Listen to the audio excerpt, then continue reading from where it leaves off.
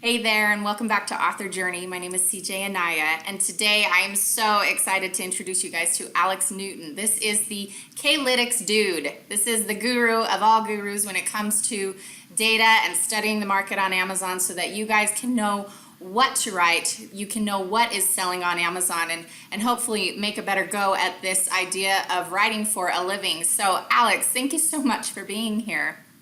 Well, thank you so much for having me on your show. So here I am, the guy behind K-lytics, putting a face to the name for many, perhaps. Yes, I think so. I had actually a ton of people ask me about you and when this interview was going to happen because they watched what I did. They watched the previous video and were so interested in all of these reports that you're doing. And so what I wanted to do is I wanted to talk a little bit about you, just introduce us to you, tell us about you and how you got into this.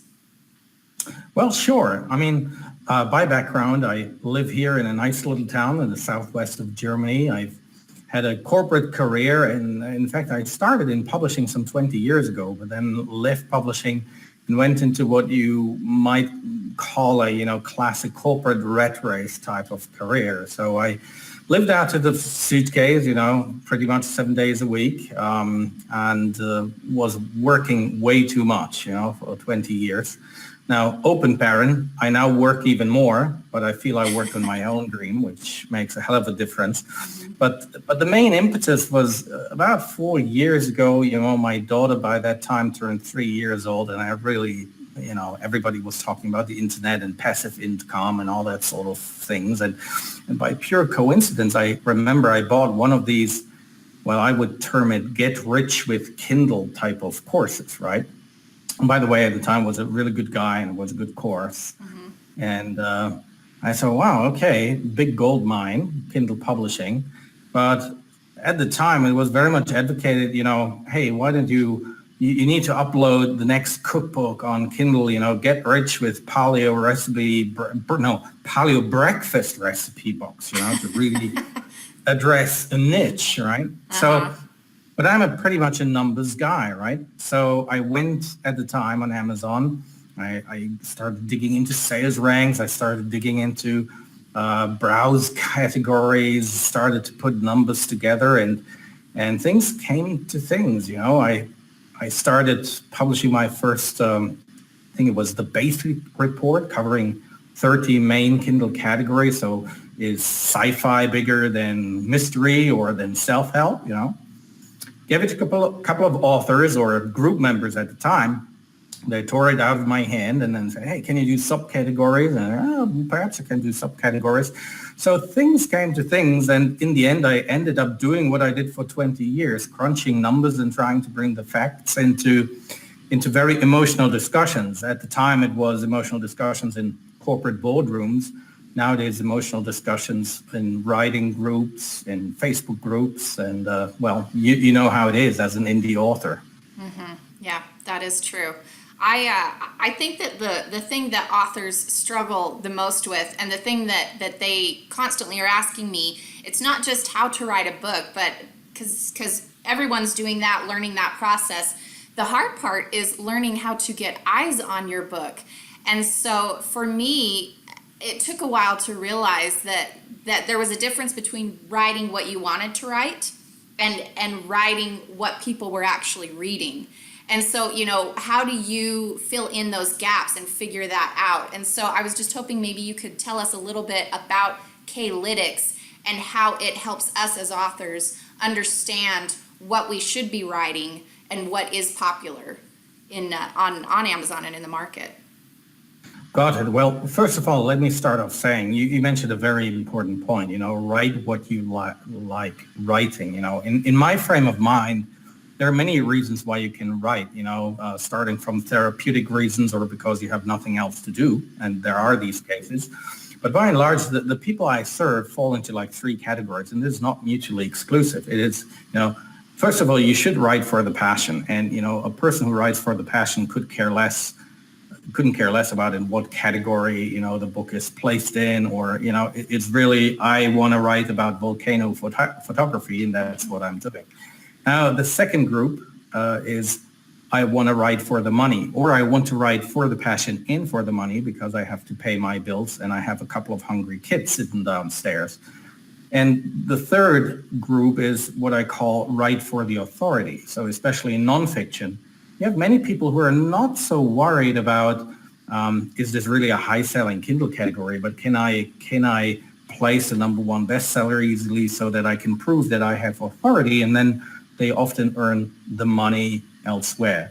But where we come in is very much where we try to help authors and publishers, for that matter, and agents to find the sweet spot, between at least writing for the passion and writing for the money.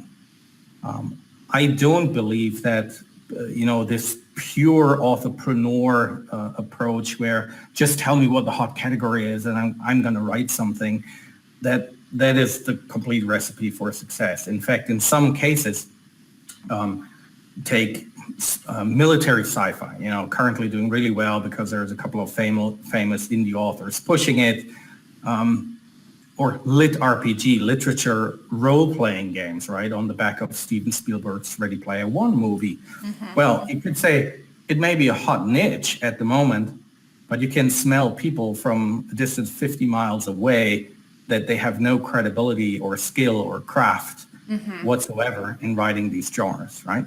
So say you have a passion for a certain thing.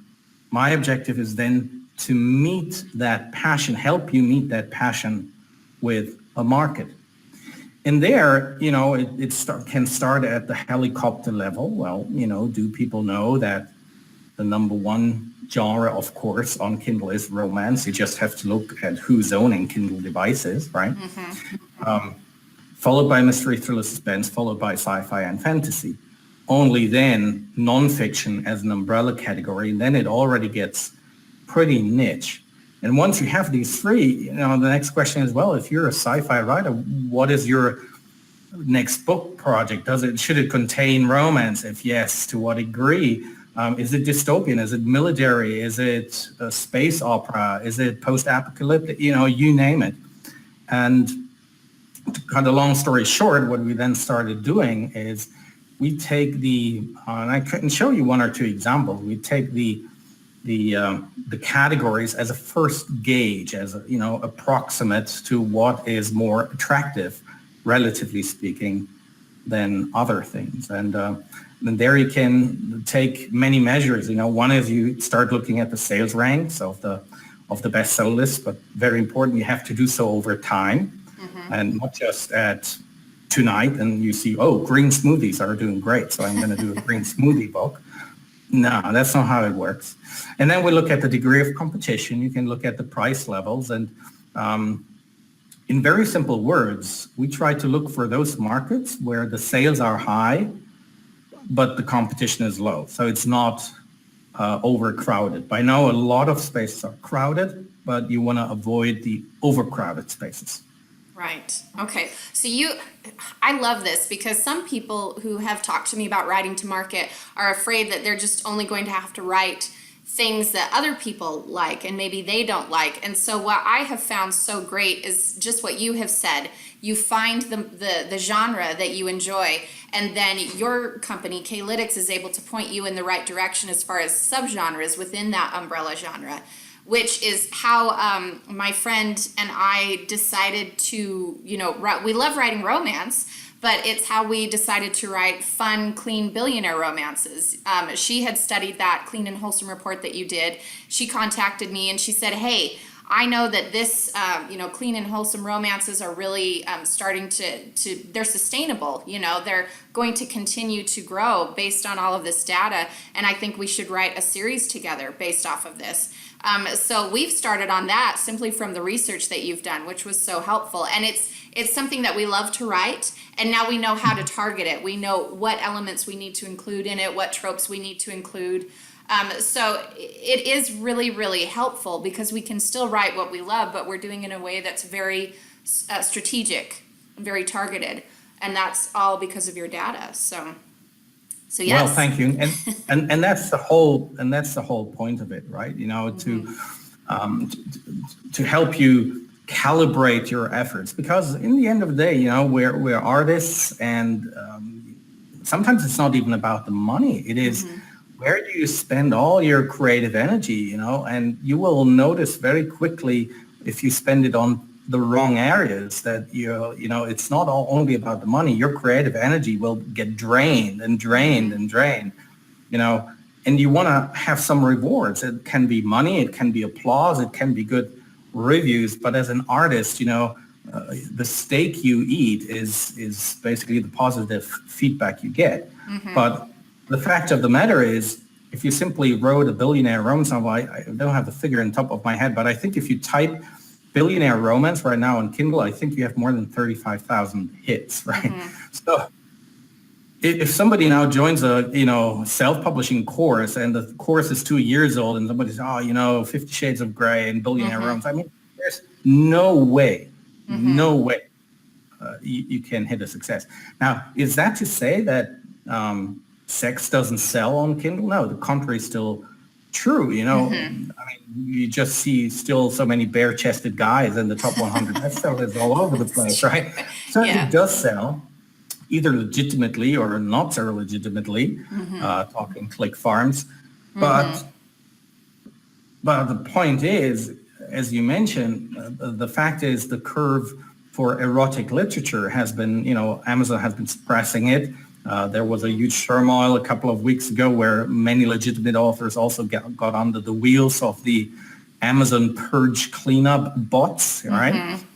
But we monitored the categories for over 4 years, and erotica categories are going down and clean and wholesome is going up. In absolute terms, it's still a small thing, but you want to ride a wave. You don't want to, just be a drop in the ocean, if you will. Right. Yeah. And it helps to know these things so that you can plan accordingly. I like how you talked about how some things are out of date. And so you need to know that. You need to know when trends are going down and when things are sustainable or going up so that you can plan accordingly. So to give you here the actual data so that you see we're not just talking. So what you see here on the left side is a special analysis of the category literature and fiction erotica.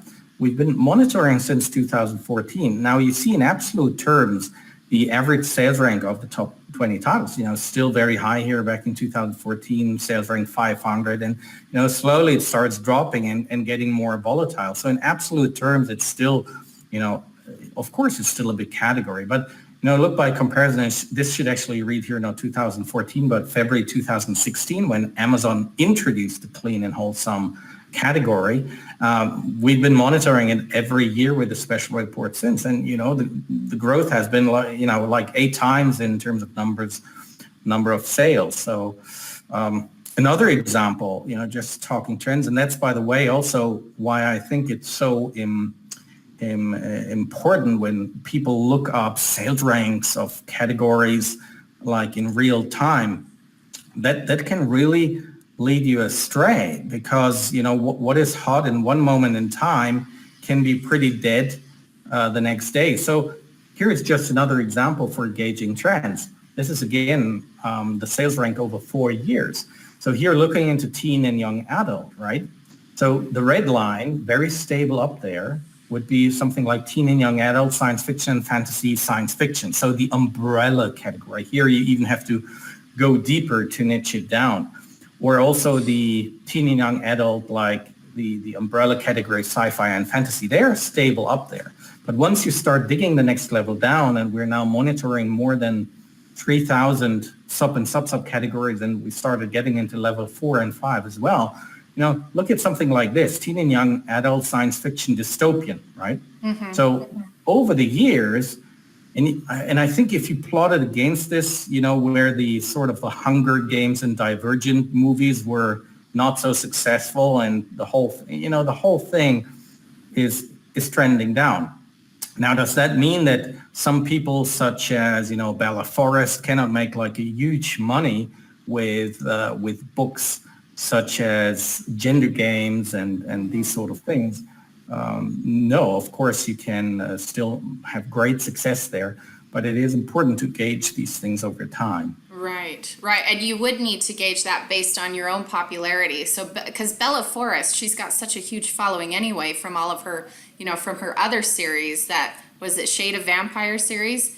Yeah. So Yeah. she can kind of afford to go into other subgenres and niches that maybe haven't been trending well, but she's got such a huge following. So I think that is important to consider, based on your own platform and following and how successful you've been in other areas. Is it wise to go into a different niche that maybe is on a downward trend? So that's a really good thing to consider. I had a question about the membership prices. When you What is it that you have to offer with each membership, and what do you generally recommend to authors when they're first starting out, when they first find your website? Right. So basically, we have membership tiers, which is a monthly or an annual membership, but you can also purchase what we call genre reports in our K-lytics shop.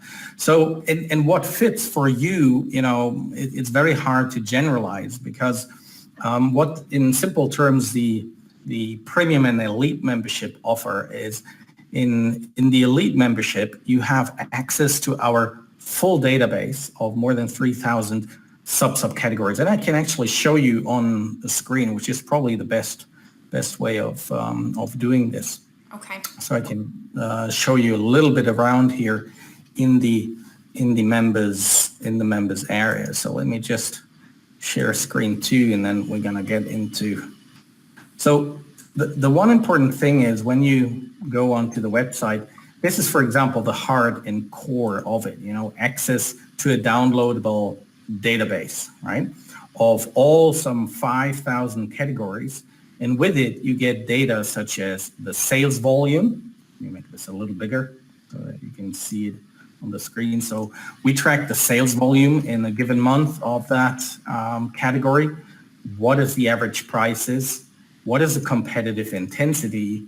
And then, things like what is the Kindle Unlimited share in the category? What is the average page numbers in the category? And that way, by searching and filtering this, if you're a publisher or if you are an author who really works across genres, or even one that really works one genre. So for example, if you then put a filter and say, I want to look into everything that has to do with romance, right? Mm-hmm. And you click down on that, a member who has elite data access, immediately has all the numbers at the fingertips.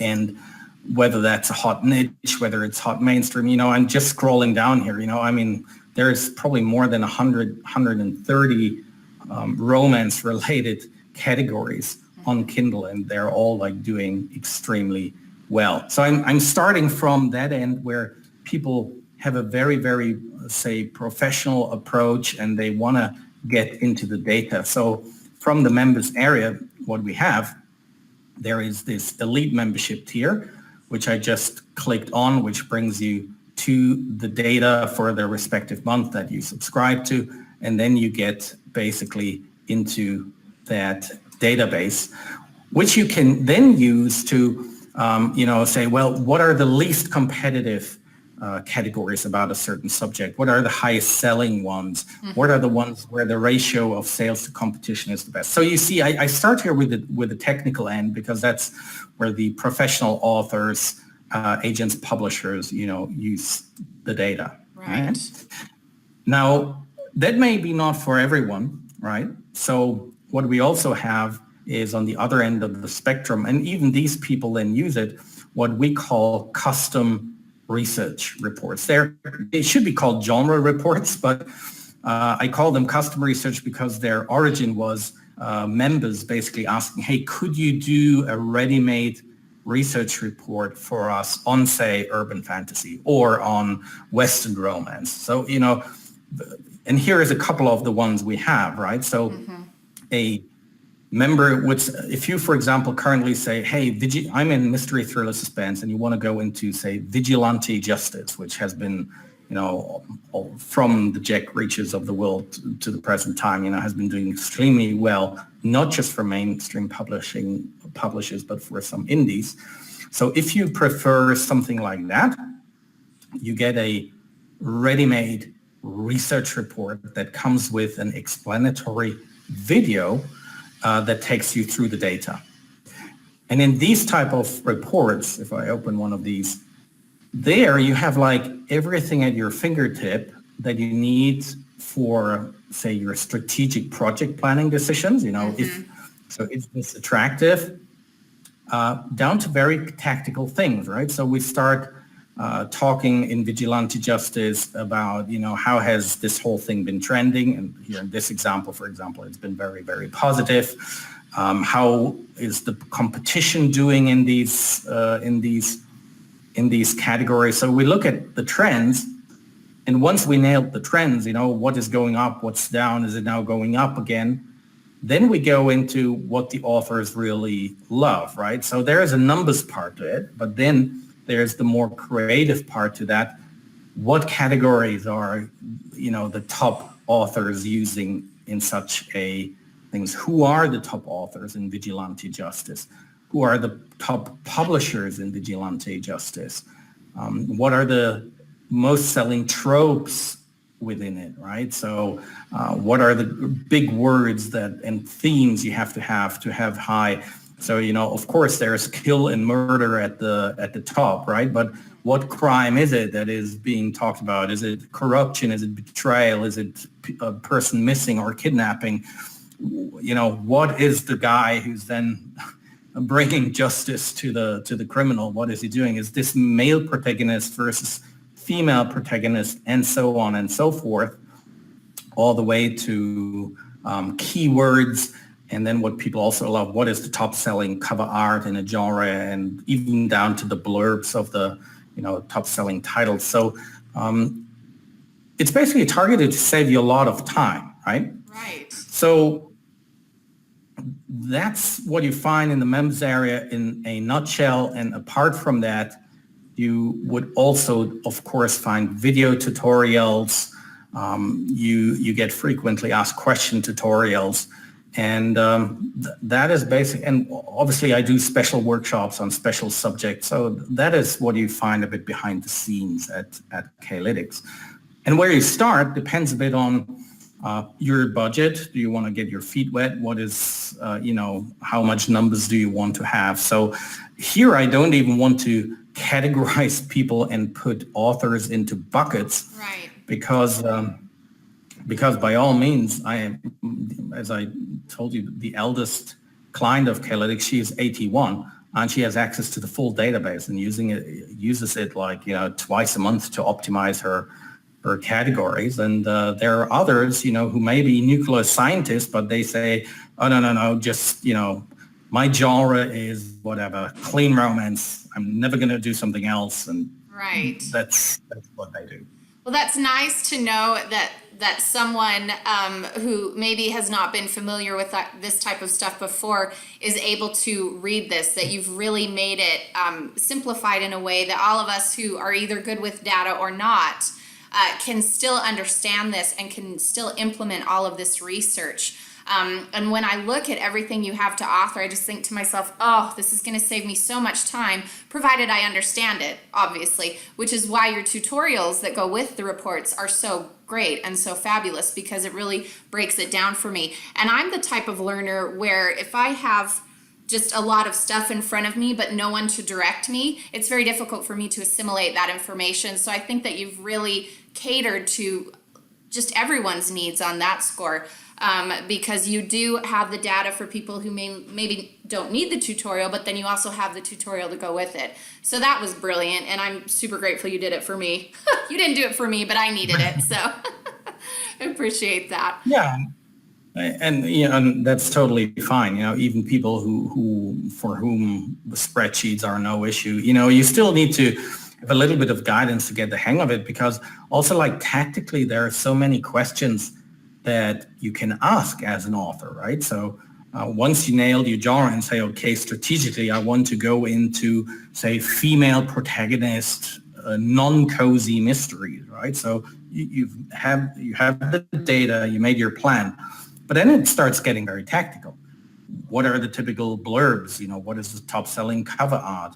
what are the categories that the bestsellers use? And by the way, also the Bella Forest and the Harry Potters of the world have some, very technical categorizations going on that constantly earn their orange bestseller badges. Right. So you want to save time, because my mission is, in a way, I'm a geek, right? So I look at these numbers. My team and I, we crunch numbers the whole day and night, and there's a lot of time and effort going into these numbers, because, as I say, of course, there's tools out there, or you yourself can go onto Amazon at any point in time and check what's the sales rank of the number 1 bestseller, what's the number 20, number 100. All the courses offer this as a first approximate whether the category is doing well. And I say, well, if you're a writer, there's like 5,000 categories on Kindle. Mm-hmm. The sales ranks for an individual book fluctuate by plus minus 25% per hour on average, and up to 95% over a 30-day period. And if you plug in promotions, it gets even worse.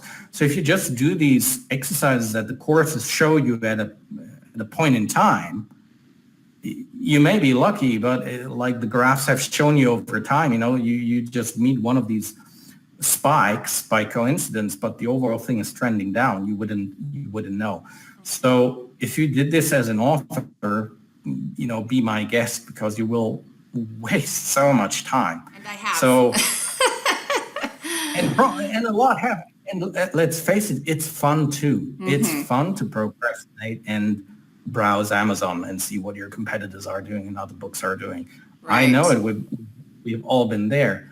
But if you don't wake up in the morning and say, okay, today I'm going to write whatever, 1,000, 5,000 words, the book's never going to get done. Mm-hmm. So my mission is a bit to help authors, agents, and publishers with the decision making, and here in the decision making also about, very important, what not to write. Mm-hmm. Right?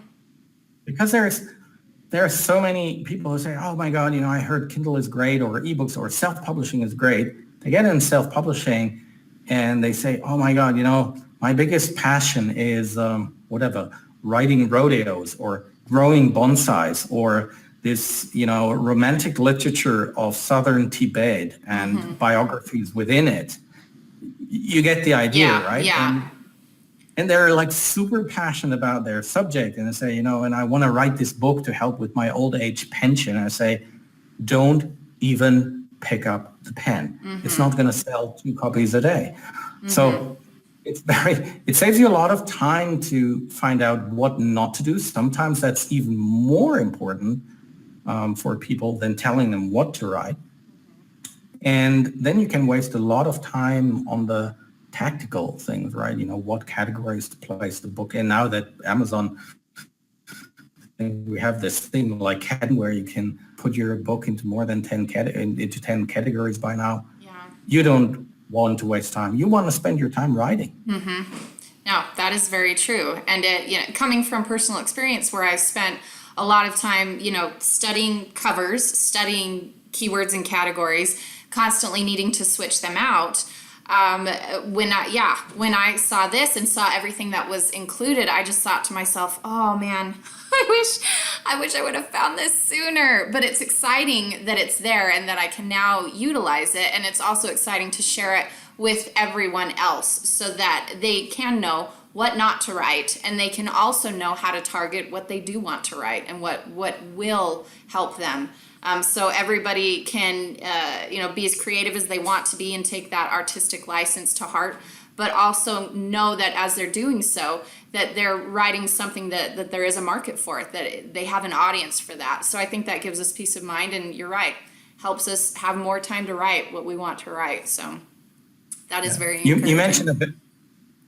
Thank you. And you mentioned a very important phrase, peace of mind. I go through the feed. Every person who has a K-lytics report is asked, would you recommend it? And so we have very, very tough measurement. And I ask the person, well, what did you like most about it? And some people say, well, I saved a lot of time, or I finally found the niche I wanted to write in.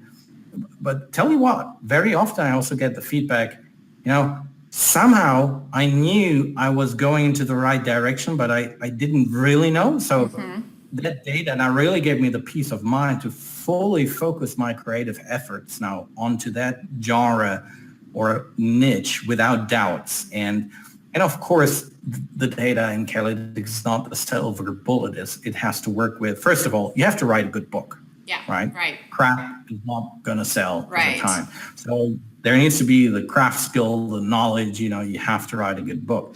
And then your whole entrepreneur thing, the marketing has to work in unison. So you have to talk about categories, keywords, newsletters, marketing expense, ads. So the whole thing has to work in unison. So we certainly don't have the silver bullet in its own right, but the mission is to how do you increase the odds of success? Nobody can guarantee success in the book world, but it's all about increasing the odds of success and decreasing the odds of failure. And so that you then, with a peace of mind, can, as an artist, really channel your creative energy into that area you want to excel at. That's perfect. Well, Alex, thank you so much for coming, for talking about K-lytics, for giving us a better idea of what it is you provide, and for doing this for authors. It's so helpful, and I'm so grateful to you for taking the time to come here and talk to everyone who's involved with Author Journey and let us know what it is you do and what you offer. So thank you so much for being here.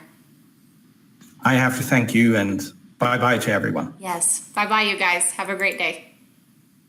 Hey guys, thank you so much for watching that interview. I hope that it was helpful. I hope that you learned quite a bit. And I just wanted to let you know that Alex offered a special discount to everyone who is involved in the Author Journey tribe. So whether you're a subscriber or you have found this video and you want to become a subscriber, you can still take advantage of this really great special offer that he's giving to all Author Journey members. So if you want to click on the link below, you can take a look at that page and see what he has to offer, look at the discounts, browse, decide what you would like to do. But I'm really grateful to Alex, not only for coming and speaking with me and talking to us about what he does and how he helps authors, but also for making it really affordable as well and for giving us a discount. So make sure you take a look at that link below and like this video if you thought it was great, and